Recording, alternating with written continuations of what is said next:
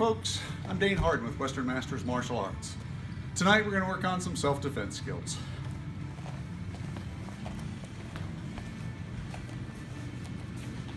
So I thought what we would do would be to work on some self-defense skills. I had a request to do some things from Ushiro. Ushiro are rear attacks.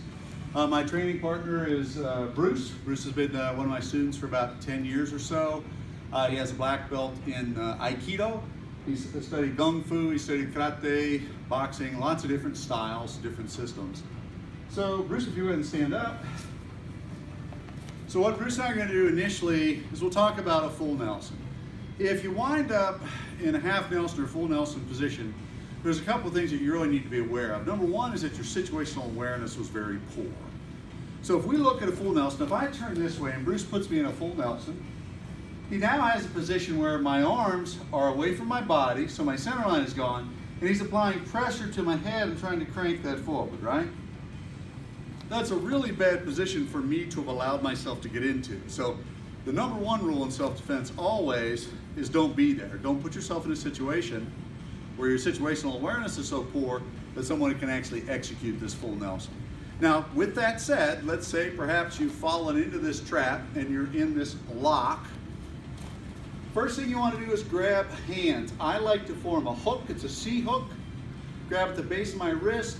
And for teachers, when you're teaching this, make sure the student understands to put the back of their wrist against the forehead, just above the edge of the nose. So it's here or here. Bruce, push as hard as you want. Push hard, keep pushing, keep pushing, keep pushing, and relax. So what's happening there is we're sort of pre-fatiguing. If he's really fighting to do that, sink it, rock it hard, go ahead and push as hard as you want, push hard, come on, fight, push it hard. Try to do it, try to do it, try to do it. You can't do it. Right now, we're fatiguing this guy. And I have a good solid airway, right? And he's trying to crank my neck. Couple of things that we can do. If I sense this coming early, as he's coming, I want to reach down to the floor, simply turn my palms out. Bruce, go ahead and sink it. I'll turn at this angle and go ahead and try. Sink, go ahead and do the technique as hard as you can. Go ahead and do it. So it's very impossible for him to really sink that technique. It is possible if the guy's super strong, they lift you off the floor. Go ahead, Bruce. Once he lifts me off the floor, he's got to try to shake it. All I'm doing is turning my arms out. That creates a lateral lock with the muscles on the side of my body, the latissimus dorsi. If I can't get that lock and I'm here, immediately go to my defensive posture. We're moving around as he's trying to do that technique.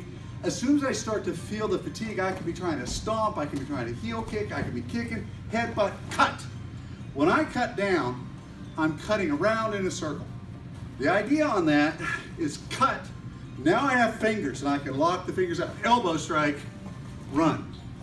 That's certainly one technique that you can utilize. The other option is that from here, again, I've done my restraint position where I'm protecting my airway. Very slowly, I would stomp, heel drive, drop weight, cut, lock fingers, elbow strike, step out. I have an arm bar that I can work. So the techniques are kind of spontaneous, one flowing into another. Let's look at kind of a different angle on that. Let's go this way. So if Bruce has me on an inside bear hug, right? There's inside bear hug, outside bear hug, and then what we call cockeyed bear hug, right? This kind of a screwed up position. You'll see movements with this like in Taekwondo where we do this motion. I don't like those movements because it really sets myself up for a choke, right? On an inside bear hug, before he sinks it, once he sinks this, if he lifts me off my feet, go ahead and lift me up, I've already started to lose some of my stability. So what I want to do immediately is weight down, like a 2-year-old kid who doesn't want to be picked up. Bruce, go ahead and lift me up. So it becomes very difficult. While he's doing that, I want to strike between the ring index right here and the middle index here. Not the index finger, the index of the knuckle, where the knuckle bends. We're here, Bruce starts to try to lift, weight down, strike. When I hit that, I'm hitting with what's called a kanrenski. Notice what I did here with this hand, it trapped. I've hit. I'm gonna push down, So as I step out, I'm going into this lock. From here, I like to bring this into a figure 4 position, and I can bring him straight down to the ground and lock that movement out if I need to. It's a good pinning technique, and if I needed to, I can just drop all the way over and disarticulate the shoulder. Next version on that. Old man having trouble getting up. So if we do that one more time sideways, you can see what I did.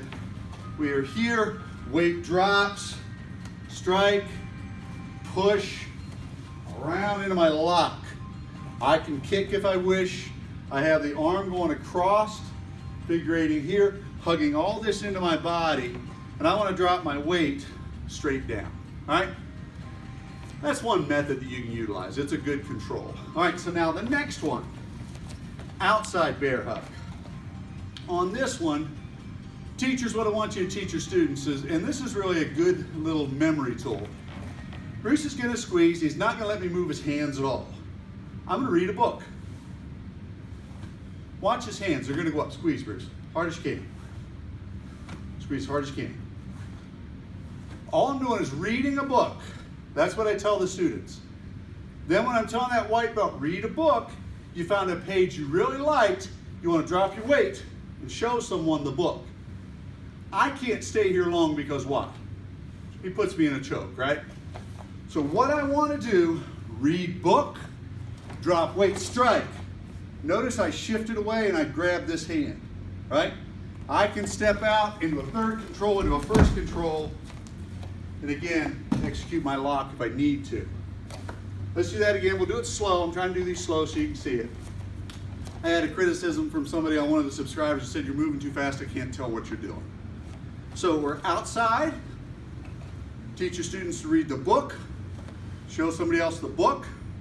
Grab from on top. All of this is done simultaneously with elbow strike. That's what we hope breaks the grip. Say it's a street scenario and doesn't break the grip. Bite. That'll break the grip. From here, move, turn on the elbow and down. If you're gonna bite, it's not like eating corn on the cob. It's not with the incisors. When I bite, I want to use the canines. Bruce's arm, if I'm biting here, that's what I'm doing. Literally, I don't want to try to get a piece of meat and rip it off of his arm. As soon as I start to bite, his natural sensory neural response is going to be to release and let go. All right, so one more time. Read the book, show them the book, elbow strike, shift lock, down into my pin. Okay, back up. All right, the last iteration of this is going to be to utilize strikes. So rather than something that looks very Aiki-like, let's blend some striking and percussion with some judo skills, all right? So I'm going to do an otoshi throw, a sumi otoshi, skip throw, or a ganseki otoshi, head over heels throw. We have many options.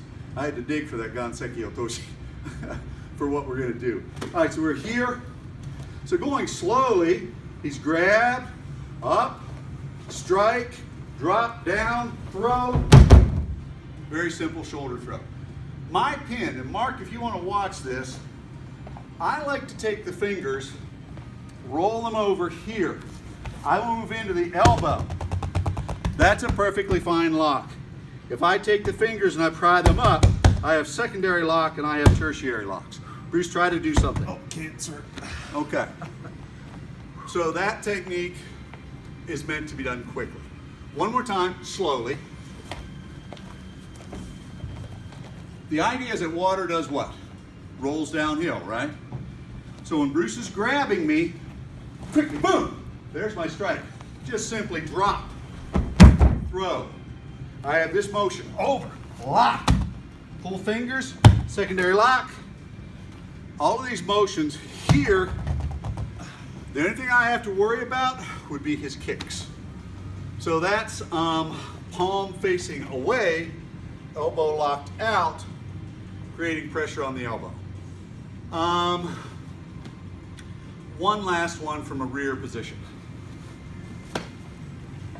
So Bruce and I are here. he's grabbed from inside, right? I have two free arms, so I can elbow strike, headbutt, stomp, elbow strike. All of those things are options, right? I want to connect him to me. So first things first, connection, drop weight, shift, down. Now I'm in this position. You'll notice I'm on top. I've used Bruce as an airbag. I want to strike to the groin. I'm going to squeeze.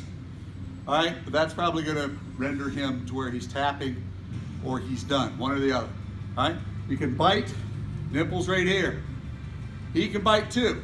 What do I have to do to create that to prevent him from doing it? Grab, go for the nipple, use the canines. So, you already Bruce, I'm good. Didn't hurt you, right?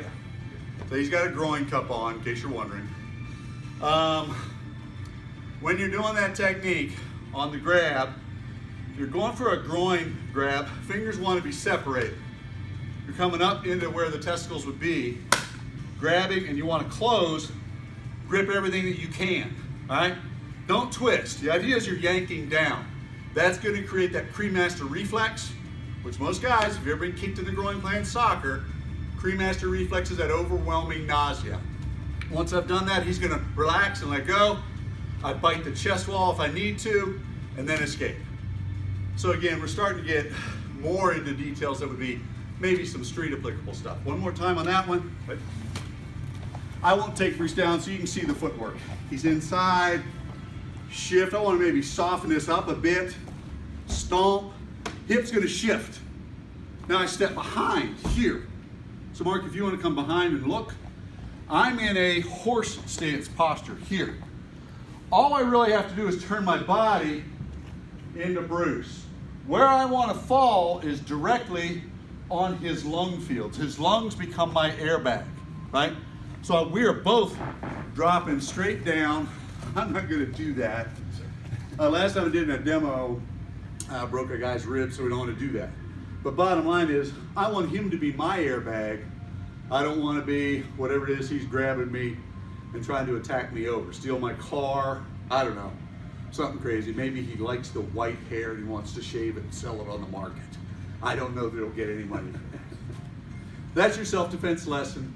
Attacks from the rear, Ushiro Waza, full Nelson, Ganseki Otoshi, head over heels throws, scoop throws, what we might call Sukue Nage, and then also talking about different bites, different principles for targeting, as well as a proper application of a groin grab. Bruce?